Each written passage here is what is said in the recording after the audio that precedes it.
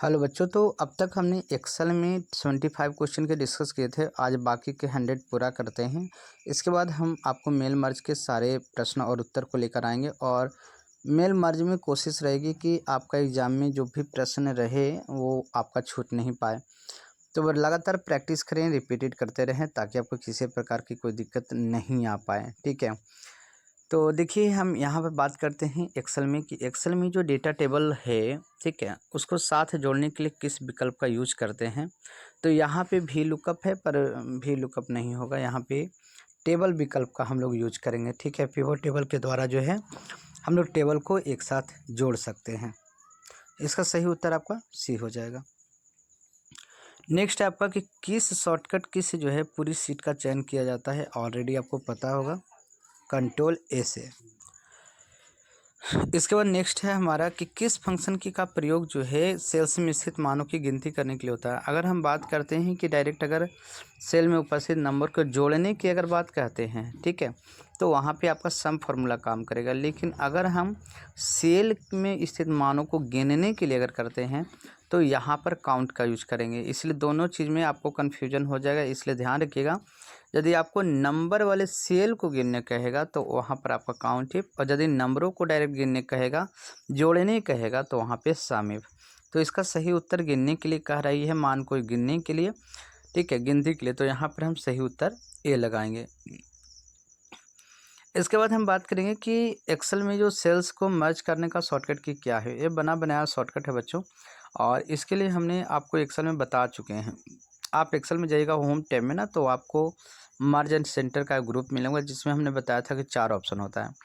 एक आपका क्या मिलेगा, मर्ज, एक मिल जाएगा आपको मर्ज अक्रॉस, एक है मर्ज एंड सेंटर, और एक होता है अनमर्ज। तो अल्ट एच एम सी के द्वारा आपको सेंटर होता है, merge and centre. Alt H M तो सब में रहेगा, ठीक है, मर्ज तक पहुंचने के लिए, और उसी में आपका ए से मर्ज क्रॉस हो जाएगा, इससे आपका सेंटर, इससे आपका देख लीजिएगा क्या हो जाएगा, अक्रॉस हो जाए। 4 आपको रहते हैं, 4 में आप देख लीजिएगा। इसके बाद आपका यहाँ पर अगर हम बात करते हैं इसका सही उत्तर तो फिलहाल आपका क्या हो जाएगा, ए हो जाएगा।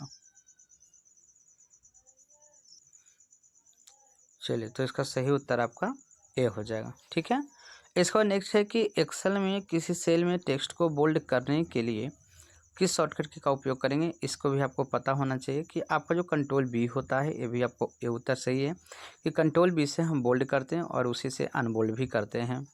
नेक्स्ट है कि किस फॉर्मूले के से किसी सेल में त्रुटि होने पर एक वैकल्पिक मान को लौटाया जाता है।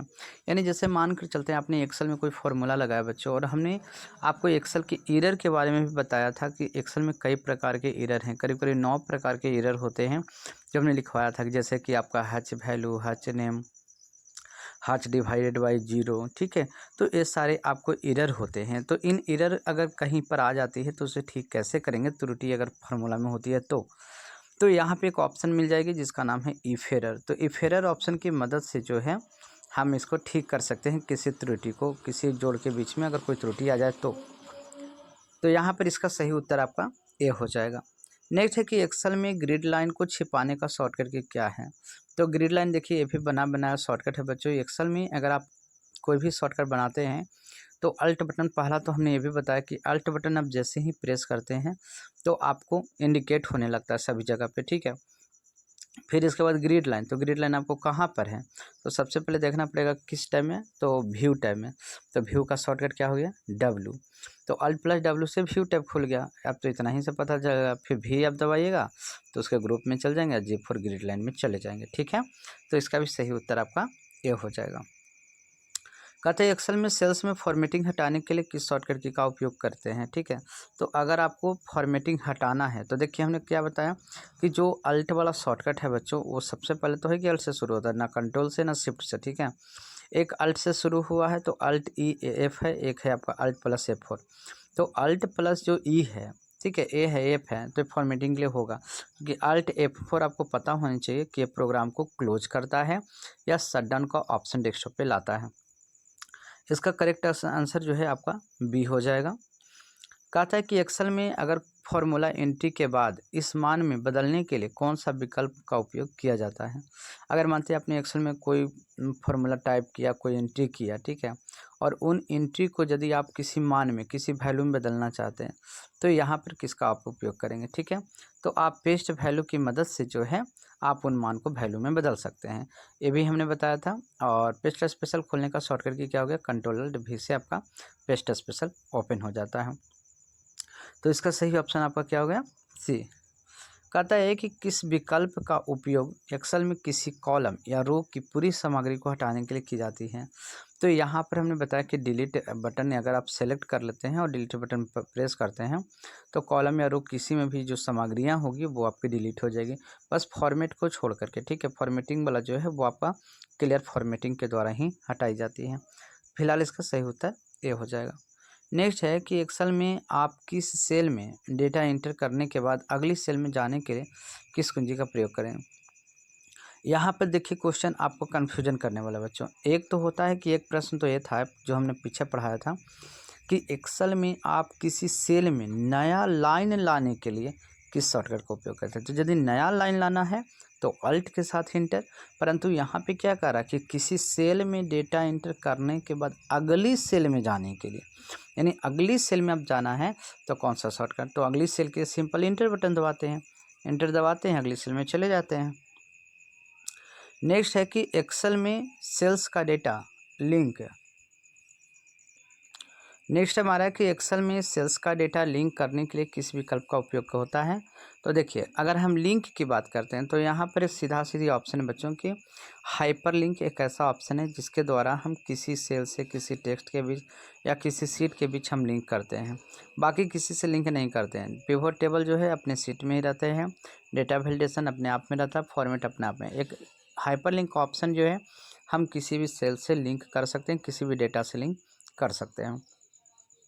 इन सभी चीज़ को आपको अगर आप अच्छी तरीक़ों से समझना चाहते हैं तो मेरी वीडियोज़ को ज़रूर देखिएगा, और जहाँ पे आपका जितना प्रैक्टिस वाला चीज़ जो बनाया हुआ है उसे ज़रूर देखिएगा, आपको क्लियर हो जाएगा।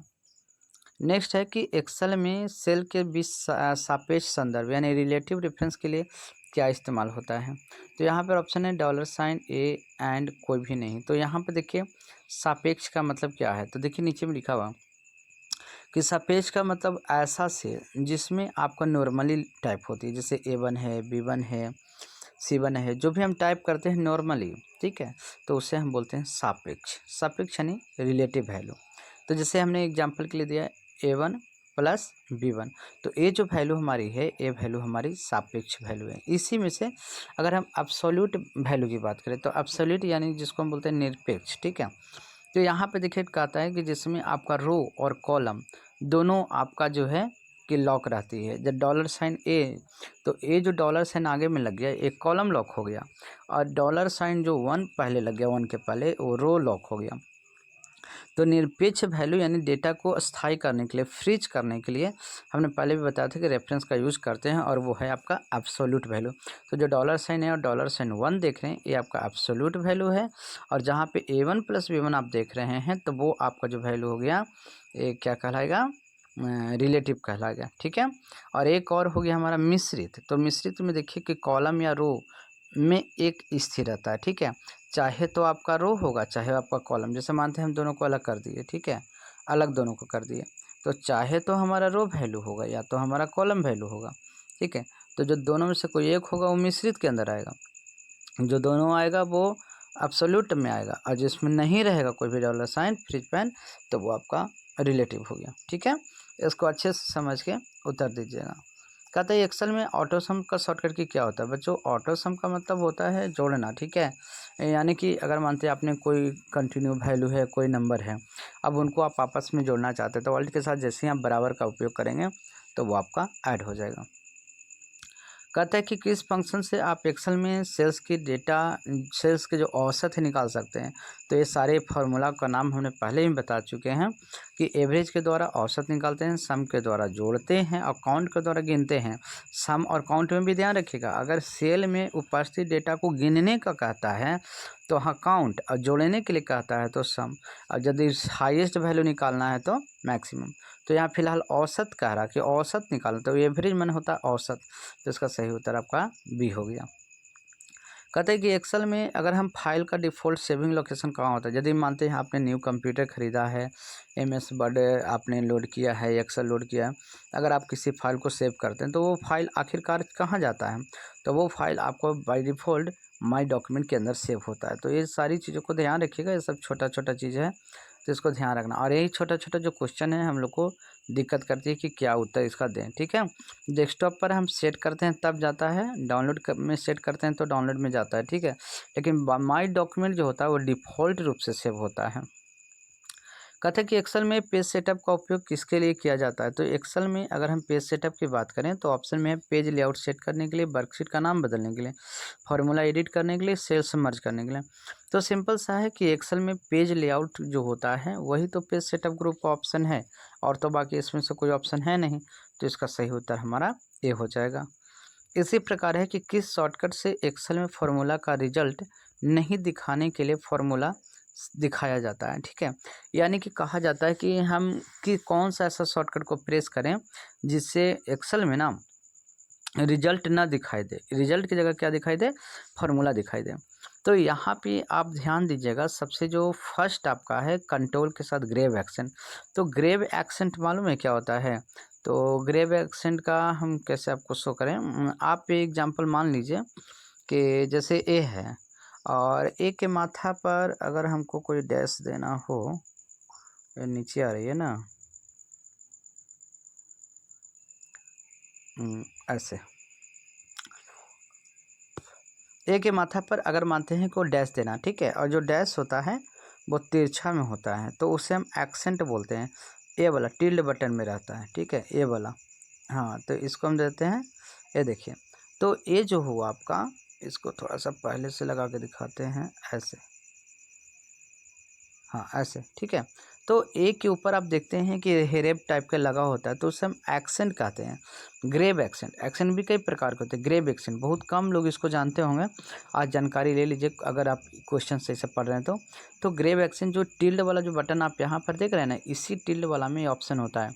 तो अगर आप जैसे ही कंट्रोल के साथ ही टिल्ड वाला बटन दबाइएगा, ठीक है, तो नीचे वाला जो है एक्सेंट का ऑप्शन रहता है, नीचे जो सिंबल रहता है ये वाला रहता है कॉमा वाला, और ऊपर में ये रहता तो ऊपर में हो गया शिफ्ट के साथ तो टिल्ड वाला, और नीचे जो है एक्सेंट वाला हो गया, तो इसका सही उत्तर आपको ये हो जाएगा। इस बात को अच्छे से ध्यान दीजिएगा। नेक्स्ट है कि एक्सेल में कौन सा विकल्प आप उपयोग करेंगे अगर आपको केवल नंबर वाले सेल्स को जोड़ना है। हमने अभी कुछ समय पहले ही बताया था बच्चों कि अगर हमें नंबर वाले सेल्स की बात कर रही है ना, जोड़ना है, अगर गिनना रहेगा तो काउंट और जोड़ना रहेगा तो सम। तो इस चीज़ को कन्फ्यूजन मत कीजिएगा कि क्या उत्तर दें नहीं दें, और गलत करके मत चलाइएगा, ठीक है। तो सही उत्तर आपका बी हो जाएगा। कहता है किस फंक्शन का उपयोग जो है एक्सेल में बड़े से छोटे क्रम में सॉर्ट करने के लिए किया जाता है। तो देखिए यहाँ पे कंफ्यूज के लिए यहाँ पर भी ऑप्शन कई सारे दिए हुए हैं कि असेंडिंग हो सकता है कि डिसेंडिंग। पहला तो है कि बड़े से छोटे, बड़े से छोटे का मतलब होता है कि बड़ा से छोटा यानी घटते क्रम हो गया, और घटते क्रम का यहाँ जो शॉर्टकट जो मीनिंग होती है वो होती है डिसेंडिंग ऑर्डर। डिसेंडिंग ऑर्डर मतलब घटते क्रम। एक ऑप्शन यहाँ पर शॉर्ट भी है, तो अगर मानते हैं डिसेंडिंग नहीं रहे तो हम यहाँ पे शॉर्ट लगा सकते हैं। ऐसा इसलिए क्योंकि शॉर्ट के अंदर में ही ये दोनों ऑप्शन होते हैं, असेंडिंग यानी बढ़ते क्रम और डिसेंडिंग यानी घटते क्रम, यानी छोटा से बड़ा की ओर वैल्यू जाता है तो असेंडिंग, और बड़ा से छोटा की ओर आता है तो डिसेंडिंग। तो ये दोनों ऑप्शन आपको शॉर्ट एंड फिल्टर में मिल जाते हैं, लेकिन आपको यहाँ पे स्पष्ट क्वेश्चन में कह रहा है कि एक्सेल में बड़े से छोटे क्रम में सॉर्ट करने के लिए क्या करेंगे, तो डिसेंडिंग ऑप्शन का उपयोग करेंगे, जिसका सही उत्तर आपका बी हो जाएगा। कहते हैं कि शॉर्टकट से एक्सेल में किसी वर्कशीट का नाम बदल सकते हैं, ठीक है। तो आप यहाँ पे देख लीजिएगा कि किस शॉर्टकट से, तो यहाँ पे आपका अल्ट के साथ O+H+R है। ये सारे जो शॉर्टकट हैं बच्चों एक बार ज़रूर कोशिश कीजिएगा कि आप ट्राई कर लीजिएगा, ठीक है, क्योंकि अनुमानता ये अल्ट वाला हम डायरेक्ट आपको बता रहे हैं कि अल्ट से ये होता है, पर थोड़ी सी एक बार ग्रुप को चेक कर लीजिएगा क्योंकि अल्ट ओ से आपका फॉर्मेट ग्रुप खुलता है, वहाँ पर फिर आगे में ऑप्शन देता होगा। ठीक है, एक बार जरूर इसको चेक कर लीजिएगा। इसका सही उत्तर ऐसे ये है, फिर एक बार देख लीजिएगा। कहते हैं एक्सेल में डेटा वैलिडेशन का उपयोग किसके लिए किया जाता है। ठीक है, जो डेटा प्रविष्टि को नियंत्रित करने के लिए या फिर डेटा फिल्टर करने के लिए, सेल्स में मर्ज करने के लिए। तो डेटा प्रविष्टि को नियंत्रित करने के लिए, डेटा प्रविष्टि का मतलब है कि जो डेटा आप सेल में इंटर करते हैं, ठीक है, तो उसको कंट्रोल करता है। जैसे मानते हैं हमने नेम वाला सेल को लॉक कर दिया कि हम कोई हेडिंग दे दिया नेम, यानी इसमें सिर्फ नेम लिखा है, नंबर टाइप ना हो, या हमने कोई कंडीशन लगा दिया एज कि 18 से 60 साल का ही एंट्री हो। ठीक है, तो अगर किसी चीज़ को कंट्रोल करना है या उस पर फिक्सेशन लगानी है तो हम एक्सेल में डेटा वैलिडेशन का उपयोग करते हैं। तो डेटा वैलिडेशन यहाँ पर इसका सही उत्तर आपका ए हो जाएगा। नेक्स्ट हम आते हैं, तो नेक्स्ट यहाँ पर हम बात करते हैं कि एक्सेल में कौन सा फंक्शन है जो डुप्लीकेट डेटा को हटाने के लिए उपयोग किया जाता है बच्चों। तो यहाँ पे इसका सही उत्तर आपका हो जाएगा ए, रिमूव डुप्लीकेट के माध्यम से आप एक्सेल में देख सकते हैं। यानी कि अगर आपका एक ही नाम कई जगहों पे आया हुआ है और उसे हम चाहते हैं कि हम इसे रिमूव कर दें, तो आप रिमूव डुप्लीकेट का एक ऑप्शन मिलता है जहाँ से आप इसको क्लियर कर सकते हैं। इसके बाद कहते हैं एक्सेल में किसी रेंज का नाम देने के लिए कौन सा विकल्प का उपयोग किया जाता है बच्चों। अगर आपको ढूंढना है तो नेम बॉक्स का उपयोग करेंगे, और यदि आपको किसी सेल का नाम देना है तो डिफाइन नेम का उपयोग करेंगे। तो इसका उत्तर भी ए होगा। ठीक है, इन सभी का उत्तर हमने ए रखा है ताकि आपको सुविधा पड़े और दिखा सकें। इसके बाद नेक्स्ट है कि एक्सेल में फॉर्मूला से रिजल्ट को अस्थायी डेटा में बदलने के लिए क्या करना होता है। ठीक है, तो अगर मानते हैं हम आपको एक ऑप्शन बताते हैं रैंड बिटवीन। अगर रैंड बिटवीन का उपयोग जब हम करते हैं ना, तो रैंड बिटवीन से क्या होता है कि जब हम कोई वैल्यू देते हैं, इंटर टाइप करते हैं, तो वैल्यू हमेशा चेंज होते रहता है। पर हम चाहते हैं कि अगर कोई फार्मूला कहीं पे टाइप करें, ठीक है, और उसकी डेटा हमें अस्थायी रूप से मिले, तो उसके लिए हम करते हैं पहला ऑप्शन का यूज, जिसका नाम है copy and paste and value का।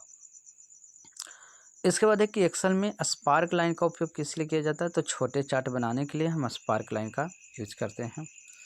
नेक्स्ट है कि एक्सेल में ट्रांसपोज विकल्प का उपयोग क्या करता है। तो ट्रांसपोज भी हमने बताया कि ट्रांसपोज के द्वारा क्या करते हैं कि अगर कोई वैल्यू आपका वर्टिकल में है और उसे आप हॉरिजॉन्टल में करना चाहते हैं, या यदि आपका हॉरिजॉन्टल में है वर्टिकल में करना चाहते हैं, ठीक है, तो इसके लिए आपको सही विकल्प आपका डेटा वर्टिकल से हॉरिजॉन्टल और हॉरिजॉन्टल वर्टिकल करने के लिए ये ऑप्शन सही है। अब इसको मिलेगा कहाँ पे, तो आपको पेस्ट स्पेशल में चले जाएंगे, होम में क्लिपबोर्ड जो ग्रुप है उसमें पेस्ट के पास ड्रॉप डाउन मेनू है, उस पर जब आप क्लिक कीजिएगा तो आप मिलेगा पेस्ट स्पेशल। उसी में देखिए एक नीचे ऑप्शन दे रहेगा ट्रांसपोज का देगा। ठीक है, तो आप वहाँ से इस चीज़ को कर सकते हैं। नेक्स्ट है कि एक्सेल में कंडीशनल फॉर्मेटिंग का उपयोग किस लिए किया जाता है। तो देखिए कंडीशनल फॉर्मेटिंग का उपयोग जो है डेटा में रंग और शर्तों के आधार पर फॉर्मेट करने के लिए किया जाता है। यानी अगर आप किसी फॉर्मेट को, किसी नंबर को आप अलग अलग कलर से देना चाहते हैं, या कोई कंडीशन आपने लगा दिया कि जिसका वैल्यू 90 प्लस है या जिसका वैल्यू 80 प्लस है, तो वो जो है हमारा कलर हो जाए, या किसी नाम से स्पेशल ढूंढना हो वो कलर हो जाए। ठीक है, तो उसके लिए आप कंडीशनल फॉर्मेटिंग का उपयोग करते हैं, ये आपका होम टैब में मिल जाएगा।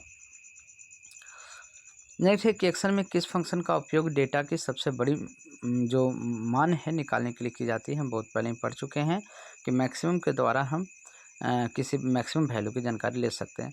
एक्सेल में शॉर्टकट की सेव करने के लिए क्या है बच्चों, तो ये भी आप पढ़ चुके हैं कि कंट्रोल एस के द्वारा हम सेव करते हैं।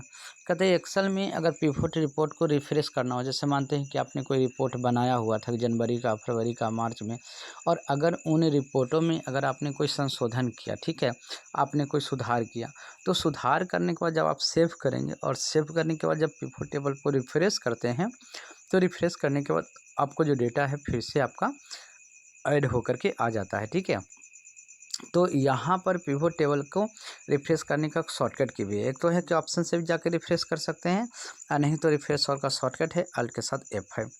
ठीक है, ये याद रखिएगा, बहुत काम आएगा, ये सारे क्वेश्चंस आपको बहुत ज़्यादा काम आएगा। कहते हैं एक्सेल में टेक्स्ट टू कॉलम विकल्प का क्या तात्पर्य है। तो टेक्स्ट टू कॉलम का मतलब है कि टेक्स्ट को कॉलम में बदल देना। ठीक है, तो आसानी से याद रखना, टेक्स्ट को कॉलम में बदलना, कॉलम को टेक्स्ट में बदलना नहीं, टेक्स्ट को कॉलम में बदलना। एक्सेल में फेरर फंक्शन का उपयोग तो हमने बताया ही था कि ये फेरर तब काम आता है जब फॉर्मूला में कोई त्रुटि होती है। इसका भी सही उत्तर हमारा ए है। कहते हैं एक्सेल में काउंट ब्लैंक जो है फंक्शन का उपयोग किसके लिए किया जाता है। तो काउंट ब्लैंक हमेशा याद रखिएगा कि हमने 5 को काउंट का बात बताया था, उसको ज़रूर एक बार वीडियो देख लीजिएगा। तो आपका प्रैक्टिस के साथ अगर आप देख लीजिएगा ना, तो उसमें आपको और ज़्यादा बेटर नॉलेज आपको मिल जाएगा। तो खाली सेल्स की गिनती के लिए जो है हम लोग इसका उपयोग करते हैं काउंट ब्लैंक को। अब हम लोग मेल मर्ज के ऊपर भी चलेंगे बच्चों। मेल मर्ज की अच्छी खासी तैयारी हम लोग को करना है, मेल मर्ज से संबंधित क्वेश्चन को भी लेके चलना है। कहता है कि एक्सेल में क्विक एनालिसिस टूल का उपयोग किसके लिए किया जाता है। तो डेटा को त्वरित और विश्लेषण करने के लिए हम इसका उपयोग करते हैं। अब यहाँ पे कुछ और भी महत्वपूर्ण टॉपिक हैं जिसको हमने चर्चा किया है, कुछ और भी क्वेश्चंस भी है उसको भी चर्चा किया। जैसे डेटा चार्ट में चार्ट है, बार है, लाइन है, पाई, 3D चार्ट और उसका उपयोग हो गया, ठीक है। फिर डेटा को फिल्टरिंग सॉर्टिंग के अंदर कौन आ जाएगा, तो डेटा को सॉर्ट करना और फिल्टर करने के अलग अलग तरीके। डेटा प्रोटेक्शन के अंदर आएगा सीट और वर्कबुक को पासवर्ड द्वारा सुरक्षित करना। स्मार्ट ऑटोफिल में क्या होगा कि एक्सेल में ऑटोफिल फीचर का उपयोग करना। ऑटोफिल का मतलब क्या होगा, एक फार्मूला कॉपी किया उसी फार्मूला को लाना। फार्मूला एडिटिंग का मतलब क्या होगा, फार्मूला को समझने और सुधारने के लिए आप इसमें कर सकते हैं कोई उपयोग। डेटा टेबल क्या हो गया कि एक्सेल में जो डेटा टेबल बनाते हैं और उन्हें अपडेट करते हैं। पिवोट क्या हो गया, तो पिवोट टेबल के विभिन्न हिस्से और उनका हम उपयोग करते हैं। इसके बाद एक्सेल मैक्रोज, तो मैक्रोज में क्या होता है, मैक्रोज में उनका परिचय या उपयोग। मैक्रोज के द्वारा हम लोग रिकॉर्डिंग वगैरह भी करते हैं। अब हम आगे बढ़ते हैं 111। एक्सेल में कॉनकैटिनेट जो फंक्शन होता है, यहाँ पे आधा ही लिखा हुआ है। कॉनकैटिनेट फंक्शन का उपयोग किसके लिए किया जाता है बच्चों, तो टेक्स्ट स्ट्रिंग को जोड़ने के लिए, यानी जो दो टेक्स्ट होते हैं उन्हें जोड़ने के लिए हम लोग कॉनकैटिनेट फंक्शन का उपयोग करते हैं। इसको शॉर्ट में कॉनकैट भी बोलते हैं।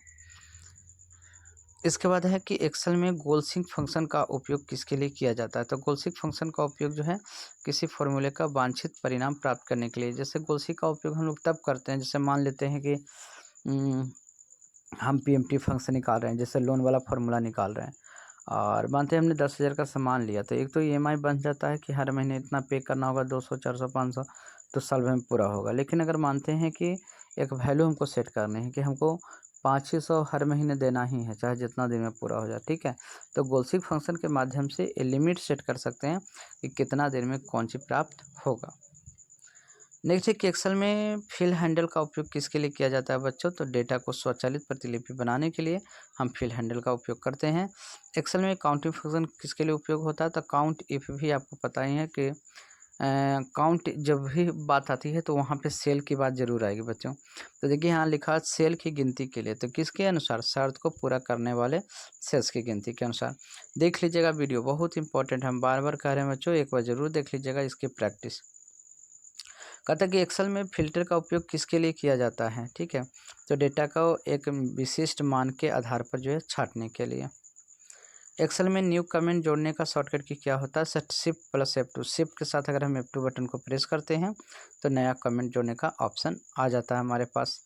इसके बाद एक्सेल में डेटा वैलिडेशन का उपयोग किसके लिए किया जाता है, डेटा प्रविष्टि को नियंत्रित करने के लिए, पहले भी हम देख चुके हैं। एक्सेल में एब्सोल्यूट रेफरेंस किसे दर्शाया जाता है, हमने 3 तरह के रेफरेंस बताया था बच्चों। तो एब्सोल्यूट का मतलब क्या हो गया, जिसमें आपका डॉलर साइन से रो और कॉलम दोनों लॉक है तो एब्सोल्यूट हो गया। और रिलेटिव का मतलब है ए वाला, A1 जो है ये आपका रिलेटिव वैल्यू है।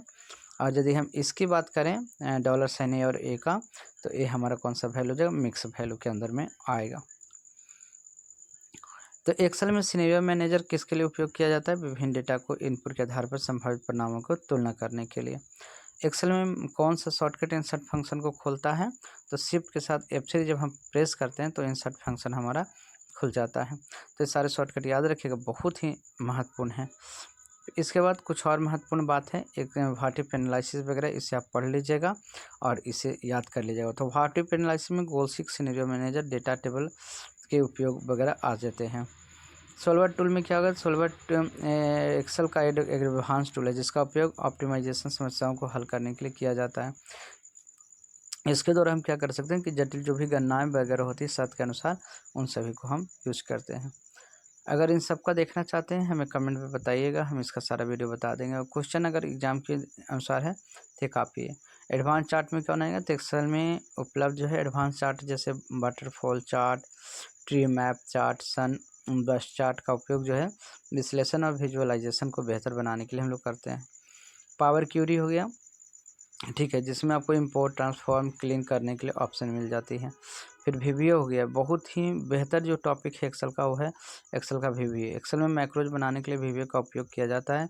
वीवीए आपको जो क्या करता है ना कि ऑटोमेटिक जो है टास्क को कंप्लीट करवाने में मदद करता है। वीवीए पर भी हमने 1-2 वीडियो बना रखे हैं, बहुत अच्छा है। फ्लैशफिल मैंने बताया कि फ्लैशफिल एक ऐसा स्मार्ट टूल है जिसके द्वारा डेटा को पैटर्न पहचान करके स्वतः ही उसको फिल कर देता है। जैसे हमने एक्सेल में लिखा है राम कुमार, अब हम चाहते हैं कि राम कुमार अलग अलग जो बट जाए, तो राम एक्सेल में लिखेंगे, एक्सेल में कुमार, और जैसे ही आप फ्लैश फिल का शॉर्टकट दबाएंगे ना कंट्रोल के साथ ई, तो कंट्रोल ई दबाएंगे तो क्या होगा, वो ऑटोमेटिक ये कार्य करेगा। प्रैक्टिस करके देखिएगा, बेहतर समझ में आएगा। कुछ और शॉर्टकट की हैं यहाँ पे बच्चे, कंट्रोल प्लस शिफ्ट प्लस से फिल्टर लगाते हैं, आर्ट के साथ इंटर से सेल में नई लाइन जोड़ते हैं, कंट्रोल के साथ स्पेस से पूरी कॉलम चुनते हैं, कंट्रोल से प्लस से नई पंक्ति या कॉलम को जोड़ते हैं, और अल्ट बराबर से अल्ट ऑटो सम करते हैं। तो आज के लिए इतना ही, मिलते हैं फिर से नए अध्याय में। और अब हम चलेंगे मेल मर्ज को बताएंगे और मेल मर्ज में बेहतर नॉलेज देने का प्रयास करेंगे। तो आज के लिए इतना ही, और कम से कम बच्चे देखें तो लाइक और कमेंट ज़रूर कर दिया कीजिए, चाहे ताकि हमें पता चल सके और हमारी मेहनत सफल हो सके।